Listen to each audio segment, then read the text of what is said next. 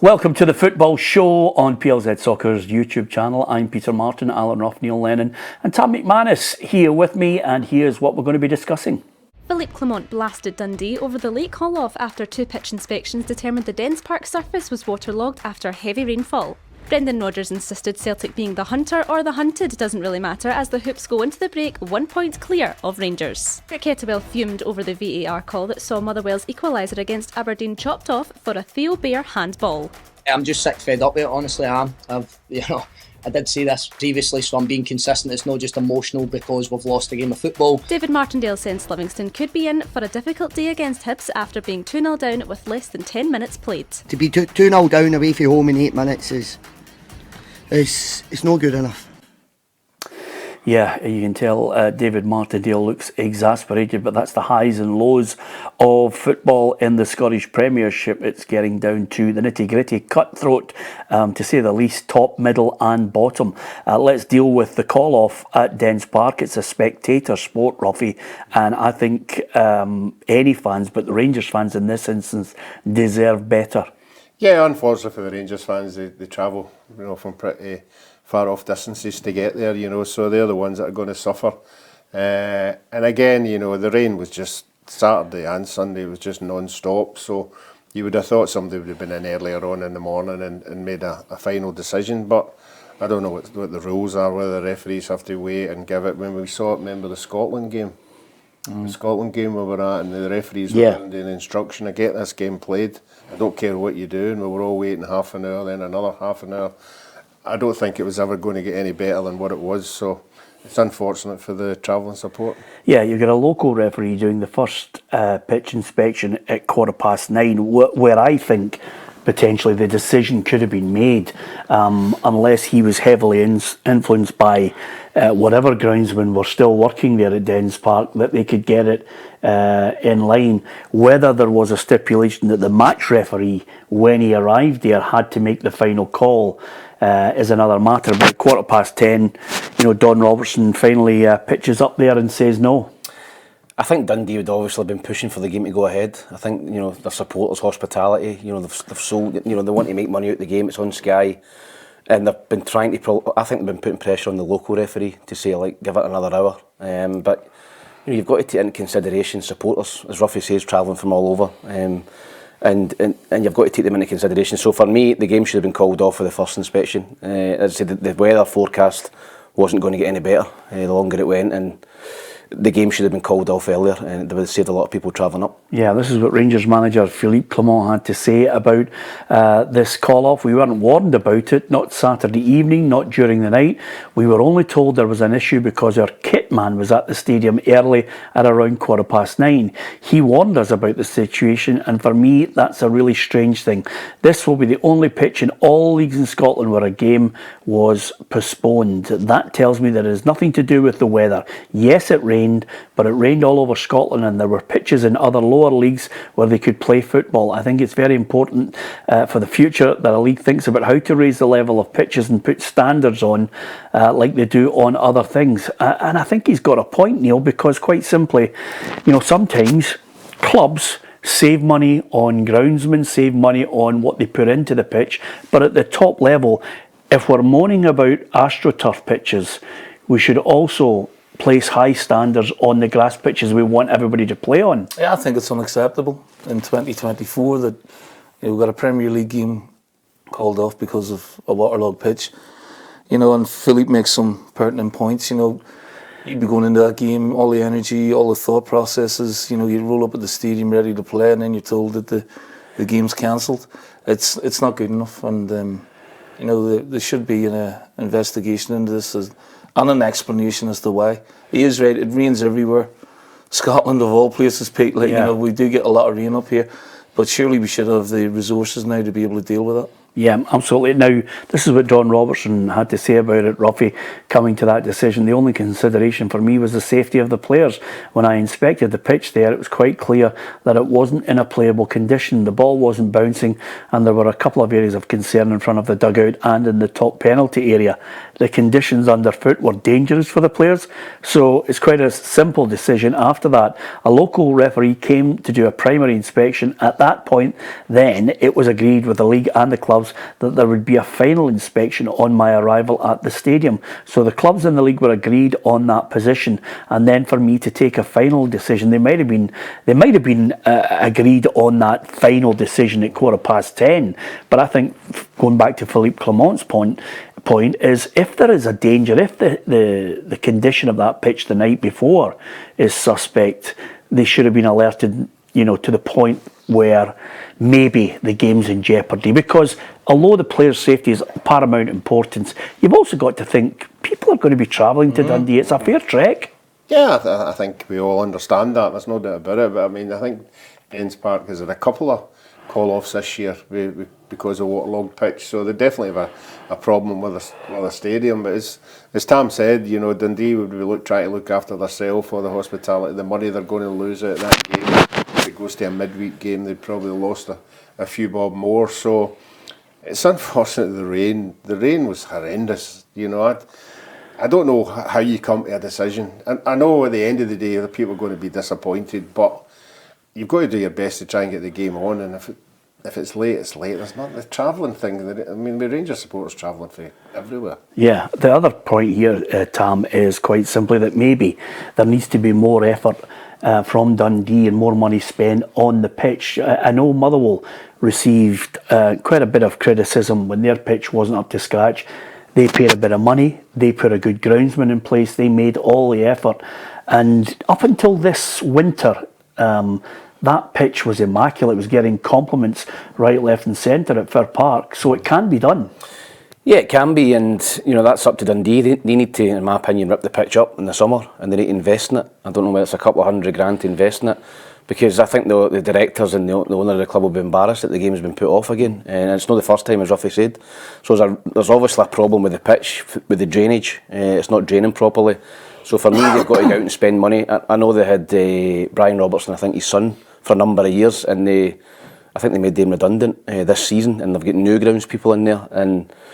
But for me, it's all about the pitch. You can have the best groundsman in the world. If the pitch is no draining, then you need to rip it up and put another pitch down. And Dundee need to do that for me in the summer. Yeah, I know when you were the Celtic manager, I think Celtic spent £1 million on that hybrid type of pitch. Mm-hmm. Yeah, and it was good. Although, over the years, I mean, you get disease in the grass and that, so the hybrid sort of tends to, wave that away and deal with. The pitch at Celtic Park's been a little bit patchy at times, but I think that's just due to the inclement weather that we've had over the winter. And there has been some talk about the rest of the pitches not being in top condition this year. The flip side of the Rangers thing for me, Pete, is the big game Thursday night would have took a lot out of them. 12 o'clock kickoff on a Sunday would have been difficult for them. Heavy pitch. It might be a blessing in disguise for them. They've got the international break now, where I know a few of the players might be away, but they'll be able to get players back, and an extra game's not going to make that much of a difference this time of the season for me. Yeah, it's interesting. I wonder when they're going to play it, Tam, because after the international break, obviously they've got Hibs at home, then Celtic, Ross County away, and then Hearts at home. Obviously, they'll have to squeeze it in before. Well, Hearts at Hampden, I beg your pardon. They have to squeeze it in before the split. Because obviously other clubs in Dundee are just outside the top 6 at the minute, so that game needs to get played. So, yeah, for Rangers it's going to be a busy time, but obviously they're out of Europe, which helps them in terms of fixture congestion. But I totally agree with Neil. I think that the injuries that Rangers have got as well at the minute, they're starting to mount up, and I think it could be a good thing that game was off. I think a midweek game maybe with a stronger squad, I think it could be an easier game. Okay, here's a hot topic of conversation, and we might as well get your tuppence worth on it. Rangers have been given permission to sell alcohol at next month's Old Firm Derby. It's going to be sold to the home fans in the Marquee in the Edmundston House car park. That's between 2 and 4:30. 200 tickets available for the event, and the licensing board has approved the plan with police recommending limits on alcohol and stewarding. What do you make of that, Ruffy? Well, first thing that springs to mind is there's no opposition fans in there, you know, Yeah. so you would think if they're sensible enough and behave themselves, there's nobody to have a fight between for themselves. Yeah. So you hope that doesn't happen, but we've seen it before with alcohol, you know, people just lose the plot depending on how the game goes, you know. So, Are you for it or against it? well, I'm not really sure. I'm not 100% sure. Yeah. After it, you know, if it all goes smooth, at least you learn lessons from it. You know, and I think you've got to learn lessons from it because it's never worked before. Peter, is that after the game? I was going to say, Is that 12 o'clock kickoff that game? The game itself, Rangers against Celtic, is a 12 o'clock It's kickoff. after the game they're selling it. it will be. Well, don't have an issue with that. Yeah. Don't see the point of it, like, but I don't have an issue with it. Well, let me rephrase it, Ruffy. You're on the Partick Thistle board, right? Let's go back in the DeLorean. You're on the Partick Thistle board, and they say, look, there's a chance to have alcohol tent outside the ground. Fans can go in there and have a drink, and you'll reap the rewards of the money. Yeah, I told you when I was there we were going to do that. We Yeah. were going to do that behind the Jackie Husband stand area there. They were going to put a marquee up. We were going to have, as you say, the West End band. You know, probably violins. And all.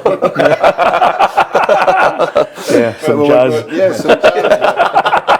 And it was going to be an experiment. That was obviously going to be before the game. But I think now if you go to many stadiums now, I mean, particularly Partick Thistle, we have an alcohol bar in the main stand, Yeah. where visiting supporters can come in as well. So they're all drinking there. So, you know, I just think... Tam and I went down to Liverpool to Anfield, and we were leathered. we just had a great night. You know, you could have That interview you done with me must be on YouTube somewhere after the game. I was absolutely steaming, and Peter's asked me questions about the game. Didn't know what day it was. Who was playing? But I've been to a number of Liverpool games. Before the game, you go in, all the fans, setup. you know, you can get the drink, have your beer, and go out to the stand. That's in English football. Now, my attitude to it, Neil, and we'll throw it out to yourself and Tam now. My attitude is that provided you've got it in a responsible environment, people can have a drink. If you, and by the way, the law anywhere else, you can do it in rugby. So I don't like the situation where it seems to be one law for one, one law for the other. If you misbehave, like anywhere in this country, if you break the law, you suffer the consequences. But for the normal people who want to go and can drink properly, then all well and good. Yeah, listen, I've been around Europe, see that Germany, see it in Holland, see it in Belgium. You know, they come up with little tokens. You know, you put the token in, you get a beer. It's all very civilised. People enjoying themselves at the football. It's a maturity thing more than anything else, you know, for me. And can we introduce it back into Scotland? This is a small step maybe in the right direction for me. It's basically like suck it and see. Do you know what I mean? What about yourself? Yeah, I don't think the minority should be spoiling it for responsible people that want to go and have a couple of pints and watch the game. You know, it shouldn't be the minority that are dictating to the majority, and I think it would be that, Peter. I think it would be a small minority, again, like everything else, that would maybe spoil it, but I think we should give it a try, give it an opportunity, and if it doesn't work, if people step out of line, and then you just bin it. But I think you've got to give people a chance. Yeah, absolutely. I think the Rangers fans will embrace it, enjoy it. We will see if indeed there's more of that to come in the future. Certainly, I mean, I don't want to try and angle it towards the ultimate bonus, which is it's a revenue, another revenue stream that everybody else seems to be able to tap into. But unfortunately, at the moment, Scottish clubs can't do it to the maximum. But we shall see. Okay, we've talked about Rangers. We've talked about the situation with the park. We've talked about the drink, and now, as ever, let's talk about referees, because Crawford Allan is going to step down as the head of refereeing and leave it, and we're going to have to obviously get someone else to come in. I'll tell you one thing, it's been an interesting 4 years for him, because fair play to him, he has tried his best for a system that has caused a fair bit of consternation. Yeah, I mean, his phone must have been buzzing every Monday from managers, every Friday, every day. Managers wanting explanations about decisions. It's a really, really tough job, in my opinion. Particularly now with VAR coming in, managers are still not happy, and they're going to be phoning him, wanting explanations of decisions and stuff like that. So I think he may be glad to get a bit of peace in terms of getting away from that. But then somebody else will have to come in and fill his place, Peter. So listen, we need an overall review of the refereeing standards in this country, and whether it has to come from the top, the SFA, all the way down to grassroots, and maybe somebody else can step up and be the leading light in doing that. But Crawford's had a tough job the last 4 years. The positives, and again, as Tam mentioned, the ultimate negative is sometimes he has to phone managers and say, look, we're sorry, we got it wrong. As a group, I'm looking at the individual on that game and the VAR assistants, we got it wrong. But over and above that, what he has tried to do, and I think he should be commended for, is he has tried to communicate with the media and have get-togethers to try and explain decisions and show where they're implementing rules and why they've come to this decision. So he's tried that, not necessarily with everybody agreeing, Neil, but he's also tried to communicate to managers, maybe not as much to the players, but to the managers about, this VAR system and the decisions and why they're made and anything that's new that's coming in. The biggest problem, I think, for most people has been that consistency, and as Tam said there, the next guy's got to come up with a better set of referees or how to make them better. I totally agree. How do you make them better though, Peter? Yeah. How do you do it? We're talking about VAR, not just exclusive to Scotland, but obviously there's a lot of controversies at times in England, and Howard Webb fronts it up on the TV, but We'll have to look at David Moyes. David Moyes is fuming. Yeah. He had a chance to beat Aston Villa, and all of a sudden a decision against him, with a goal that's just over the line, and he's exasperated. We've watched football for years, right? I think the four of us would know when a decision is right or wrong, Peter. Do you not agree? Well, there's all these grey areas. Yeah, but can I offer you one thing law? that you're going to say there, right? I accept that, I think everybody, football fans across the country and players who are playing the game, will say, oh, this decision should have been this decision for that. Let me offer you a counter on this, Neil, that some people, I can't quantify whether it's a majority or minority, I would say there's a majority of people who don't know the rules, and the referees will say, wait a minute, you're making that call on television, you're saying it on radio, you're doing it in print, this is the rule, and here is the interpretation of it. So no, I get it. And I'm sure I've fell over that fence a few times myself over the years, but when it's so, for me, obvious, and clear cut, like we're going to talk about the Motherwell goal that was disallowed, we talked about the handball at Tynecastle a couple of weeks ago. These are decisions that I really feel to comprehend as a guy who's been in the game for 40 odd years. Yeah. The horrible thing about it is, before VAR came, I think if you were a referee out there and you've made a big major decision, I think the first thing that would come into the back of your mind was, God, I wish I could see that again. Yeah. And now we can see it again. And they're getting it wrong. Well, here's a great thing. Henry Winter, the respected journalist from down south, was writing this morning about the basis that if you have to take over 2 minutes to make a decision, it's not a clear and obvious error. It's the same with offsides, Peter. That really annoys me as well when it's taking 2 and 3 minutes and they're starting to draw lines and all that. If you need to draw a line in an offside, just give the goal. It's an entertainment sport. There was another one yesterday, but again it was the lines and he's marginal offside. And they disallowed the goal. Well, we've already discussed that Arsene Wenger wants to make it the clear body, which I think will improve the game enormously.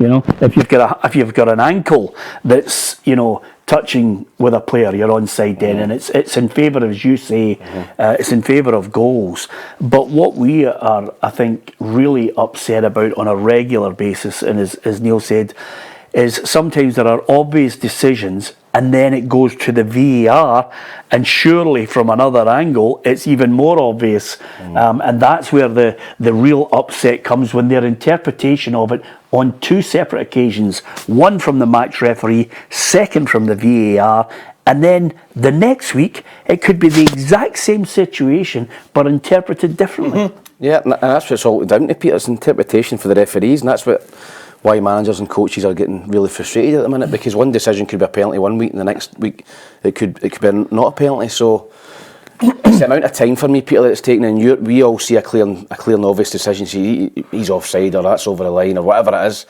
and they're taking 2 and 3 minutes to, between 2 or 3 of them, whoever's in the VAR, to come to a decision. When the supporters in the stadium are sitting, don't know what's going on, don't know what's happening, and then they come to a decision. So the time limit on the decisions as well, Peter's got to be cut dramatically as well for me. Yeah, okay, you can give us your view on it.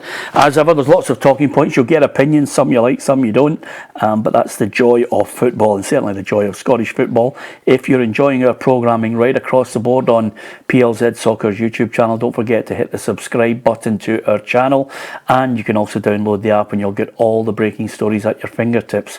So, talking of VAR, Celtic had 2 goals ruled out for offside. They also hit the bar, but they had a comfortable 3-0 or 3-1 in the end, I beg your pardon, in that match, which put them top of the table. Is it just a psychological boost? Obviously, 24 hours later, Rangers are not playing. Not just the win, I think the performance was a lot better, Peter. A lot more fluidity, more of what we expect from Celtic. No drama, good, clean, good performance. Psychologically, gives them a bit of a lift, but no real change for me, you know what I mean? And other than it was a far better performance than what we've seen of late. Ruffy? Yeah, I think it's hard to judge against this St Johnstone team who just got behind the ball, damaged limitations. They get further and further back as the game went on. You have to give Celtic credit for they seem to have upped the pace a wee bit. I think Brendan Rodgers had been talked about.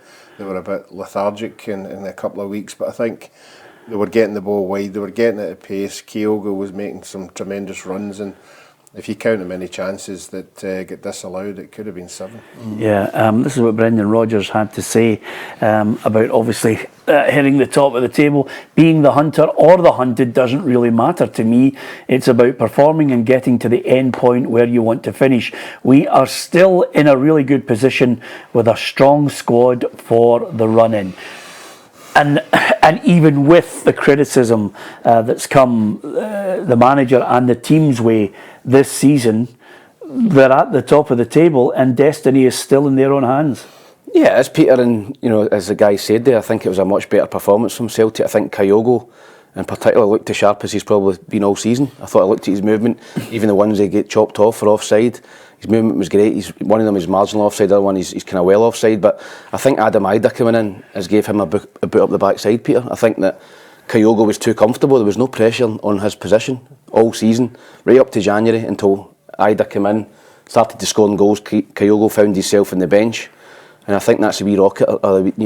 He's needed to come back into the team and look sharper. So I think Kuhn as well. The last 2 games he looks quite Patrick Roberts-like. Not as good as him, I don't think, but he's a similar type of player. He moves similar to Patrick Roberts. He cuts in.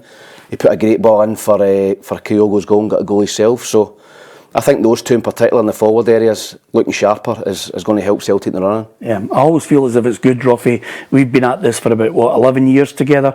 I like it when Tam cuts a catchphrase short and just abbreviates it, just in case we get into trouble. Just he needs a wee rocket. That saved me. That saved me punching his thigh as we were doing this programme. Whether he gets it or not, only time will tell. I think the major boost for Celtic, apart from the fact it was a good performance and they look as if they're maybe getting a bit of momentum in performance going towards that Old Firm game, is the fact that McGregor, Hatate, Scales, Yang, they could all be available to him after the break as well. Yeah, much needed. McGregor, for me, is a tremendous player. Hatate's a really good footballer as well. Been really enjoyed watching him playing over the last couple of years. I think I got to give a big shout out to James Forrest as well. He's comes on, scores. He was great when he came on against Livingston last week, and Brendan was singing his praises after the game. And I think he he might have a say in the title running as well, Jamesy. You know, he's got that. He's a clean finisher, right foot, left foot, great movement, and I think he needs to, you know, be more of the forefront of Brendan's thinking in the running now. Yeah, and I'm glad you mentioned that. I was actually going to turn around and say to you about James Forrest, much maligned at times, but by the way, what a winner's cabinet he has. His career is unbelievable. You know, titles, cup wins, player of the years, international player of the year. I don't get them much maligned, but I don't know what people are seeing. All I see is a top player, top professional, and I mean top quality. He's done it in the Champions League, Pete. He's done it in the Europa League. He scored a worldie against Lazio away. Hat-trick for Scotland. He scored in semi-finals. He scored in finals. He's had an unbelievable career. It's not over yet. I still think he's got... I look at some of the performances this year and I'm thinking, why is James not there? Yeah. You know, he's a far better finisher than most of them. He's cleaner with his finishing as well. And he's still got that, not only the experience, but he's still got that football intelligence. And it was a great goal he scored at the weekend. Yeah, and with the flip side of that, we're talking about the top end of the table, Ruffy. St Johnstone, it's another defeat. It was probably one of those ones that Craig Levein was probably not looking and thinking there's 3 points up for grabs here. And boy is it tight with those three clubs, isn't it? Aberdeen are in there. I'm sure Motherwell will not think they're safe, but Aberdeen, St Johnstone and Ross County. No, I think every one of them. I'll be waiting in the split, you know, and waiting in the fixtures coming out. That 3 at home, 2 away could be decisive as well. But I think any of the ones that are in that bottom bit will all feel confident that they could beat each other on any given day. So as far as Livingston concerned, I think they've gone now. But I think the others, you know, if you're only 2 points of a gap, that can be closed really quickly. Yeah, I'll tell you, St Johnstone against Dundee after the break's going to be massive for them. Yeah, it's going to be huge, and for me, we've spoken about it quite a lot. St Johnstone, for me, are the ones that are vulnerable.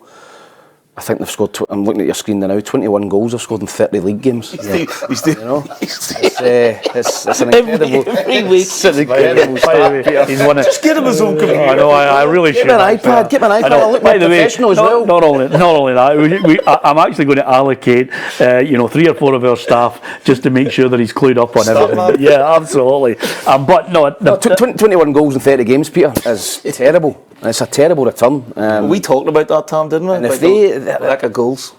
You know, you're putting real pressure on your back four to keep a clean sheet. So yeah. I still think St Johnstone will be second bottom. Yeah? Yep, absolutely. Well, we'll talk about that bottom end in a moment, but you look at the other games, there's some belter games. Kilmarnock against St Mirren was, for me, game of the weekend. It was just incredible, Ruffy. St Mirren should have been out of sight. Yeah, the third goal, the chance when it was 2-0, you know, I know they scored 5 in the second half, but at 3-0 at half time, you'd be sitting in the dressing room, everyone would be positive. I don't think anybody, even the players and manager, would have seen the second half coming. But these things happen in football if you don't put your mind to it, and some of the goals they lost were really, really poor. But at the end of the day, Kilmarnock were just winners. Can you remember a game, and it's a difficult one because of the clubs that you've managed, can you remember a game where you were 2-0 up and coasting, playing well, in at half time, team top, then all of a sudden it came crashing down? Yeah, I mean, I'm sure I had that a few times at Leicester. 2-0's a funny score, Pete. Yeah. You know, at half time, you're almost saying the next goal's the winner. You get it, it's 3-0, you kill the game. 2-1, especially away from home, it gives the opposition oxygen, and that was obviously the case at the weekend. And what job Derek's done there, we talk about the job Stephen's done, but Derek, you know, he must have grinned him a little bit at half time, and he got the perfect response, you know, to score 5 in the second half against a team who don't give much away.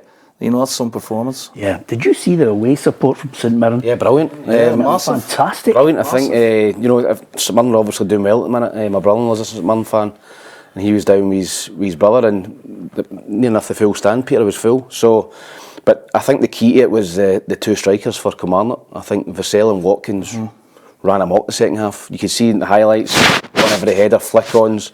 You know, Vassell was bullying defenders, and then the young lad Watson puts icing on the cake at the end with a great individual goal. So I totally agree. I think Derek McInnes has done a fantastic job at Kilmarnock, and they look strong favourites now to get that 4th place. Yeah, I don't know about you, but I like an old style, Yeah. bustling number 9. I think I've always liked them. I love watching Vassell. Yeah, so Do you do know I. what I like?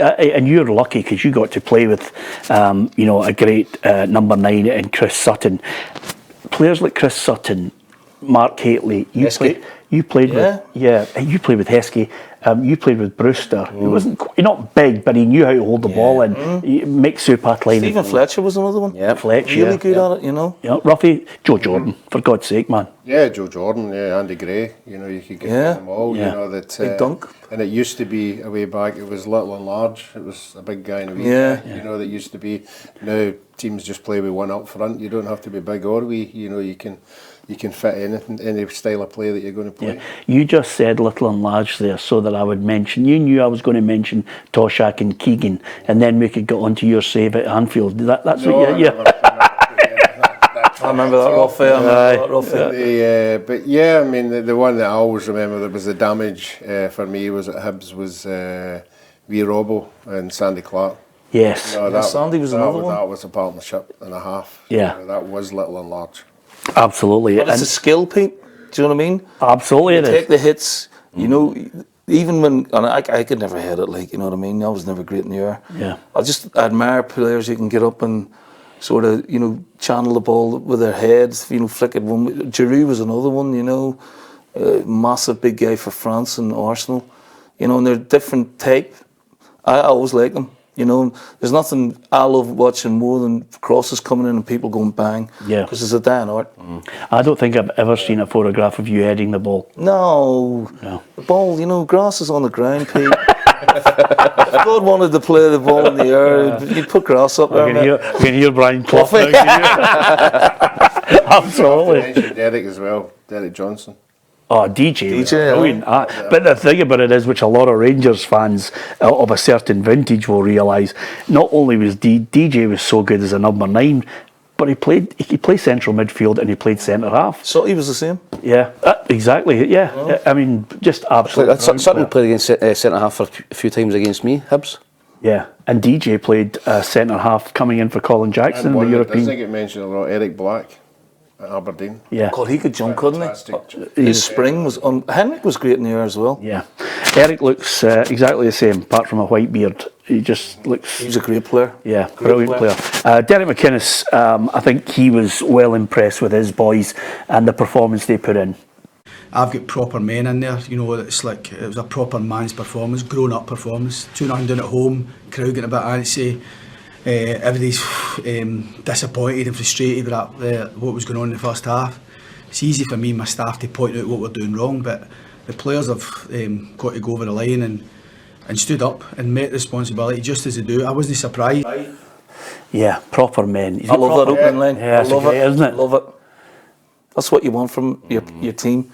Hard. You're going out to play hard professional football, and you need and you don't hear it that often anymore, Pete, in the game. One thing you do hear is, we like the aggression, we like this, we like that, but obviously they've got it in abundance there, and he leads it. Yeah, absolutely. Was there ever a player that you looked to, maybe in the Leicester dressing room or Celtic, where you knew if there was a scrap? Oh, my captain at Leicester was a guy called Steve Walsh.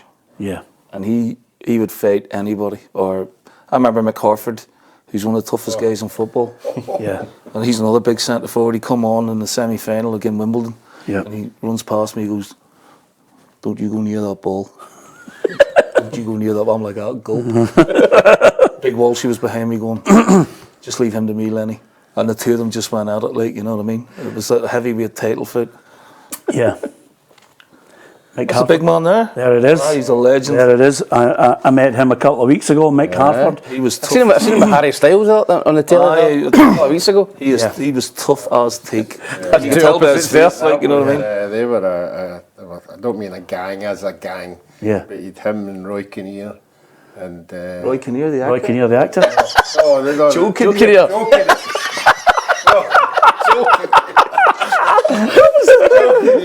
Roy Kinnear. Yeah, him, Roy Kinnear and Benny Hill, were they all in the midfield? They all went about together, Vinnie Jones and all them. Yeah. Mick Hartford, and they were a team. Yeah. Big John was there for a while at Wimbledon, you know, and you had Big Fash.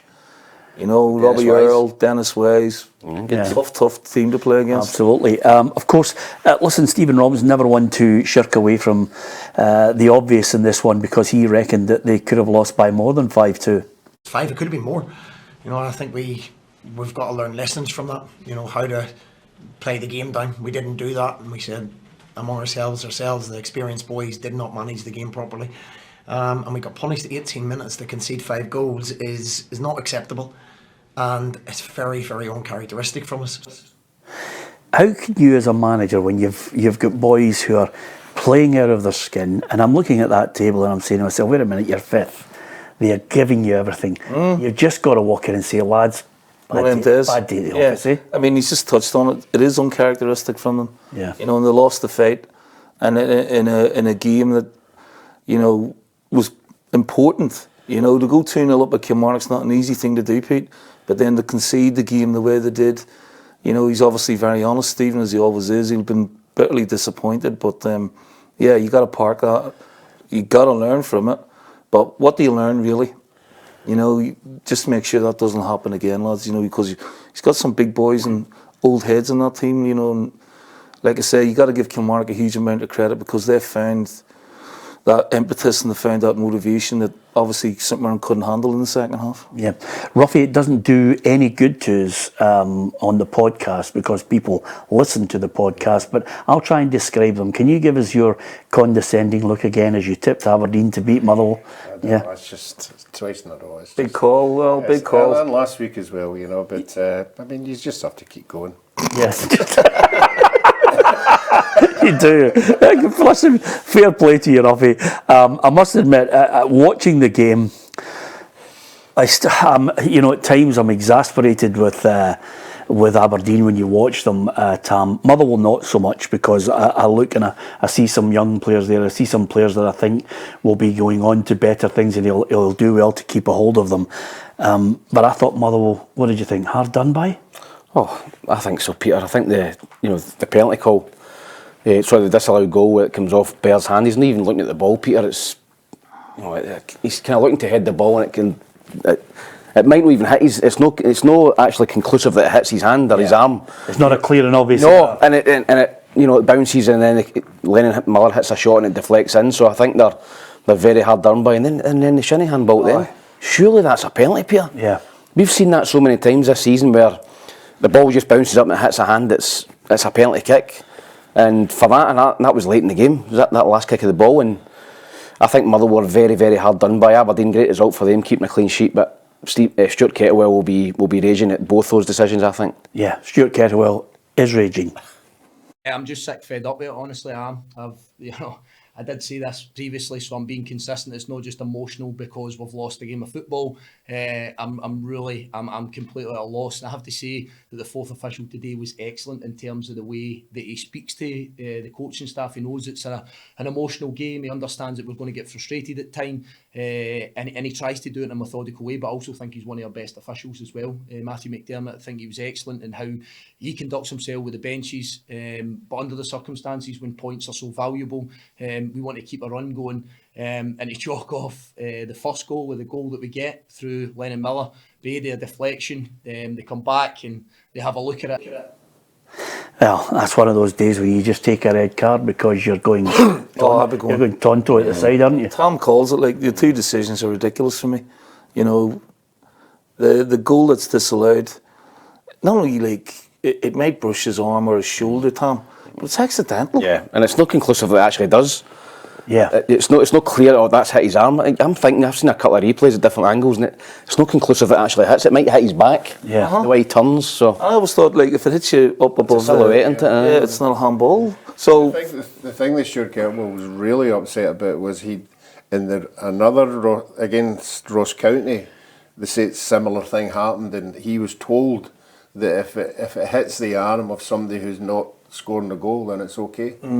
So he'd been told that, so that would make him even worse. Yeah, absolutely. Listen, I still maintain you have no direction from the VAR assistant other than, we think you've made an error, here's where we think you've made it, and then within that 60 seconds of them showing you the angles without this constant frame by frame, re-refereeing it and influencing the referee, I think you've got 60 seconds where you see it from a couple of angles and say, you make your own mind up. You're the ref. You're in charge of the game. We're only here to say there are angles where we think there's an error. If you don't think so, we can't influence you. Make the call, you're the ref. 60 seconds. If you can't make it in 60 seconds, it's a goal. Yeah, that was the initial decision stands. Yes. Was the shimmy one like that? By VAR, the handball? Yeah. Yeah, it was, Yeah, yeah, it was. No, I don't looked at it. No, they did. They didn't made a quick decision on it, I'm led to believe.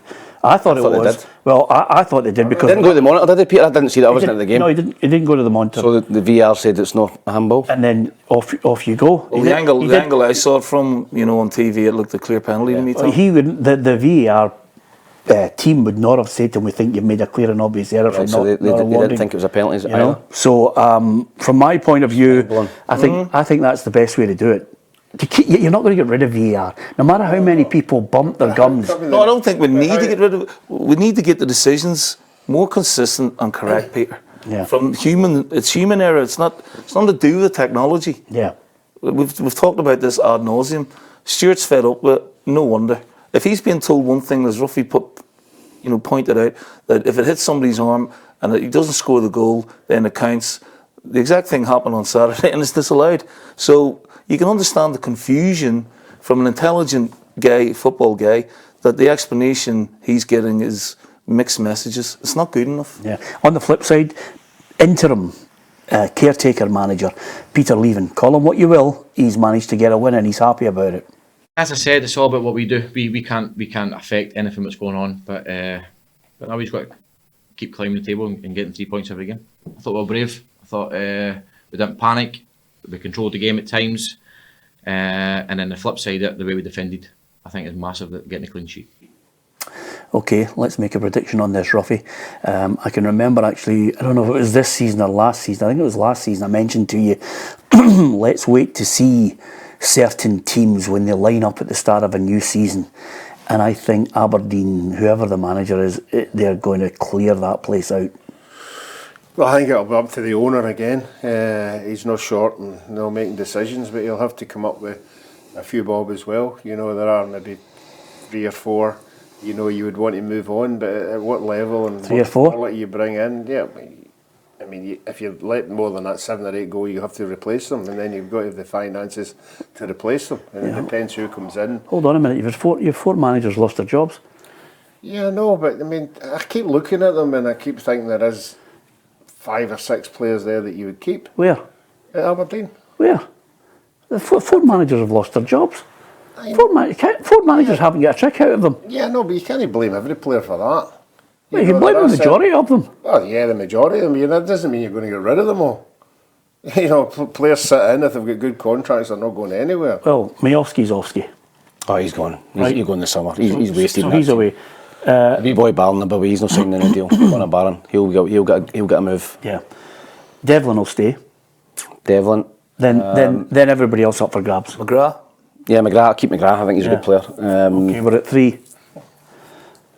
Defensively, I think that Jack McKenzie left back's decent. Apart from that, Peter, you're scratching your head about who you would concrete want to stay if you're an Aberdeen fan. I think there's going to be a clear out there whoever's the next manager. It's going to be difficult though. Ruffy's right. You can't just have a clean sweep with it. You want whoever the next guy comes in, he's got to put a bit of steel into them first and foremost, Pete. Yep. Change the mentality, change the culture, not only of the club but the training ground, the mentality of the players, if he can. And if they can't live up to that, then they'll have to go. But you can't have a clean sweep of a squad. You're going to have to. Assess it first. Yeah. And whoever comes in, he's got to make these current players better because they're there for a reason. They've been recruited. They must have some level European performances of competency indicate that they're far better than they're showing. I do think they need a British backbone, though, Tom. A bit more British, Irish, or Scottish players. I wouldn't say there's too many foreigners in the team, but there's just a mediocrity about them at times. Yeah, I'll guarantee you 7 of the players won't be in that starting lineup start of the season. You want to have a wee bet? Can't go for a meal because I'm already taking Bonzo and his mate out here. That team on Saturday? Yeah. Yeah, I would have a bet on that, yeah. Okay. Imagine. First game of the season, 7 new players. It'll be a different starting 11. You said 7. Oh, 7. So seven needs 7 changes for that starting 11. Seven changes. If you forgot Shinnie and all, he'll be there. Yeah, I don't care who's there. I'm just telling you, there's going to be changes. That'll be a drastically different Aberdeen side if they've got any ambition to change the way they're playing. The back line needs addressed. The middle needs to be taller, more physical, and they need to find a replacement that's going to score goals. They need a physical presence in the middle of the park. Yeah, I think that's definite, and they need 2 strong centre halves who can go and head the ball and just defend. Ross County 2, Hearts 1. I didn't see that coming. Did anybody in this panel have Ross County beating Hearts? No, didn't, Peter. And first half, I thought Ross County deserved it. Simon Murray, a guy Neil knows well from Hibs, having a great season. I think he scored 14, 15 goals for Ross County, which is a fantastic return. You know what you're getting from him. He works hard, he runs the channels, he never gives up. He's a purple patch striker for me when he's streaky. He's streaky. He's not going to score 20 25 every season. What about his half volley? Great finish. He's instinctive, Peter. I think when he's got time to think about it, I think he struggles when it just bounces to him and he hits it. He scored a great goal in an Edinburgh derby when he cut in and put it in the roof of the net at Easter Road. So that's why I think Ross County will get out of bother. I think they've got him, they've got Jordan White, they've got wee boy Brophy. I think they've got goals in their team, Peter, and I don't think St Johnstone have, and that'll be the difference. But the free kick for Kingsley, what we're saying about that, do you think that was offside? Do you think he's interfering with play, Shankland? Well, listen, that's very difficult because we've got a goalkeeper here, so it's a no-brainer. He's going to say, right? But come on, I mean honestly, why is he standing there? Why is he standing in front of the goalkeeper? Trying to put the goalkeepers. Put him off. Yeah.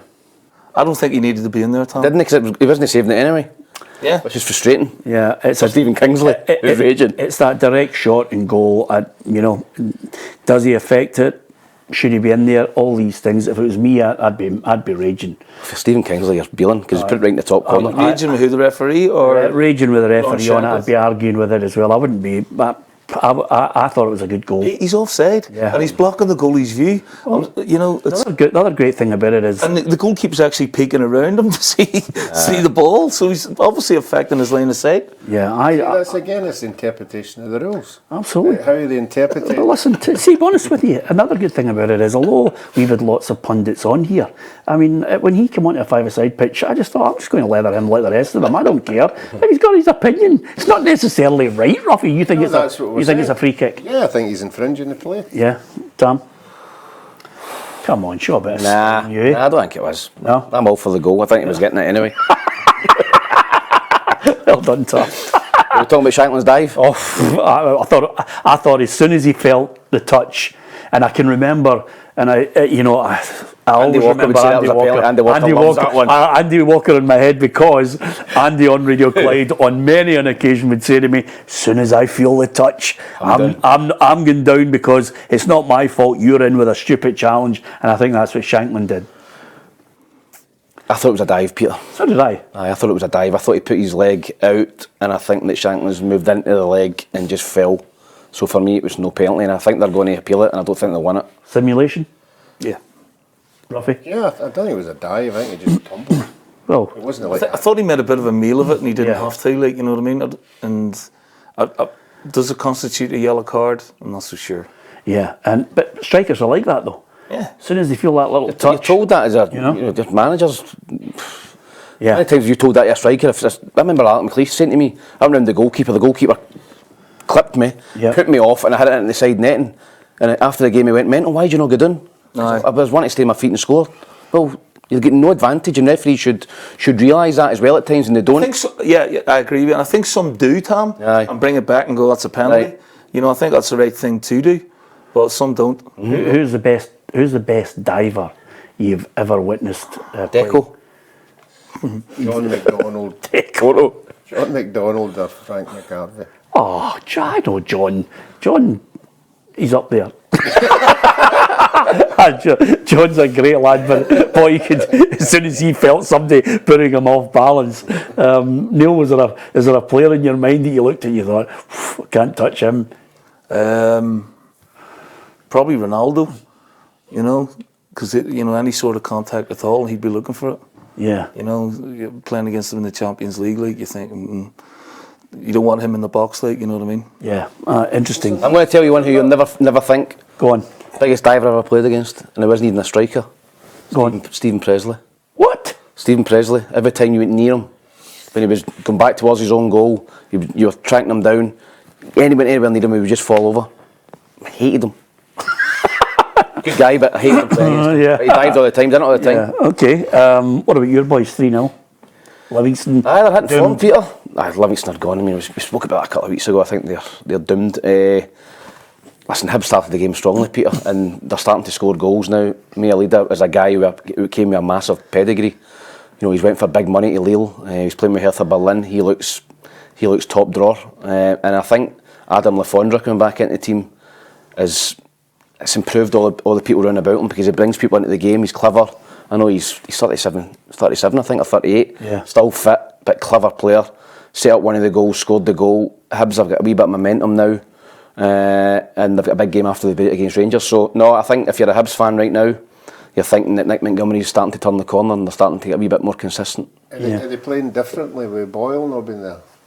A different style rather than just getting to him, using his pace? No, obviously they changed. They were playing 4-4-2, Peter, when they first came in, and I don't know how many times I said on here they were getting murdered in the middle of the pitch. He's playing a 3 in there or a 2 and a 1, and he's playing with the front 3, so he's tweaked it in the middle of the park and they're getting more control in there. Joe Newell on Saturday was superb. I think one of the goals he drove by 3 or 4 players, but he needed somebody in there beside him, Peter. He was in there himself at times with Levitt, and they were getting overrun. He's got 3 in there now. They've got more control in the middle of the park, winning more second balls, and then their front 3 can on their day, can take care of any team, and they put Livingston away early doors. Yeah, I don't know, I'm being slightly controversial on this one, but technically for me, Joe Newell's the best player in the Hibs team. Technically? Yeah. Yeah, I wouldn't disagree with that. Yeah. I think he's had a good season. Very underrated player. I watched him Easter Road against Celtic. I thought he was excellent. Give everything. Wasn't impressed with Hibs last week against Rangers. I just thought they never really got out of the blocks and got after Rangers, and it ended up being a comfortable win. But it's step by step for Nick. That's a really good win for him, and gets them into the top 6 now. So they are moving in the right direction. Yeah. Of course, he likes Lafondra, Nick Montgomery, but he's got to be fit. An important player for us, but he's only important when he's fit and available. I know he's been frustrated that he's picked up a little niggle when I came into the club, and he was playing probably not fit at the start, and fortunately missed 3 months of the season, and that was the time that we had probably 11 players out in total with the international window, and he was a big loss in that period. But one thing you know about Adam is he's a top professional, and when he's in the team and he's fit, his movement and the way he brings others into play is the reason why he's had the career he's had. Yeah, well, he was involved in all 3 goals. The downside to it all is David Martindale knew the writing was on the wall after, 8 minutes? Feeling the worst after 8 minutes. Yep, I'm not going to sit here and tell lies. Shocking start to the game. Everything you've worked on during the week just kind of completely goes out the window. As bad as we were, I thought Hibs were very, very good in the first half. I thought Lafond and Marcondes and the white players were very, very good. But that doesn't take away from our failings. Which to be 2-0 down away from home in 8 minutes is no good enough. Okay, I think the general consensus is they're gone. If you want to have a look at the table, Ruffy, we change every week. This is a great thing about football. Ross County within a point of St Johnstone, 2 points to Aberdeen, and then a further 2 points to Motherwell. Yeah. Who's going to be in the playoff? Well, I think from Motherwell down, obviously when the split comes, any one of these 2 could be in the second bottom place. Who did you pick? I was St Johnstone and Livingston. I was the same. St Johnstone, Livingston, Peter, now. Yeah, you sticking with that? Livingston are gone, St Johnstone for me, and I think Ruffy's always going on about it. The team that comes up. I think Raith Rovers over 2 legs could beat St Johnstone. Yeah, just out of curiosity. If they don't win the league, by the way, because Dundee's not guaranteed to win that league. Well, I watched the game in Dunfermline, Dundee United. United. Yeah, I think they might be toiling to win the league. Well, Jim Goodwin's had a couple of their results, but they've always seemed to bounce back for it, and they've certainly got a squad of players that should be capable. He'll be saying, it might just be one of the nights, but they did get turned over. And you wouldn't expect that, for the championship winning team, but it's going to be great. I think the the Wraith Rovers game's coming up soon with Dundee United. That'll be a belter. Yeah, absolutely. The predictor. Well, tough to predict certain games, but there you have it. You two are neck and neck. And I think I'm out there in third, and then it's Lee, and then Alison, and then, by the way, just have a look. Kerry is... Kerry, I've been up 3 places. Well, she's consistent. She's just consistently hovering in the middle. The 240? In the middle. In the middle of the pack. And Alison, who was a previous winner, Ruffy, I have to tell you, Alison was a previous winner, but she's off the pace. Yeah, one season wonder. We knew that was going to happen. Yeah, okay. I was the pressure. That was the COVID season. She had no pressure. Yeah, easy to play in bounce games. Absolutely. Okay, listen, if we love our football, and we do love our football, talking about football near and far, if you are a fan of the FA Cup, it delivered and then some at the weekend.